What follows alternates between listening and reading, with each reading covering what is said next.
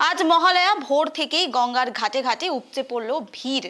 চলে পিতৃপুরুষের উদ্দেশ্যে তর্পণ, বিশেষত পূর্বপুরুষের উদ্দেশ্যে তর্পণ করেই করে পুরুষরা।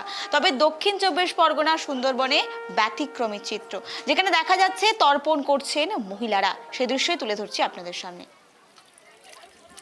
নমো ব্রহ্মণ্য দেবায় গো ব্রহ্মণ্য হিতায় চ জগৎ হিতায় কৃষ্ণায় গোবিন্দায় কশ্যপ গোত্রায় কশ্যপ পুত্রায় ছায়া সংঘা সহিতায় ইদং ঊর্ধ্বং।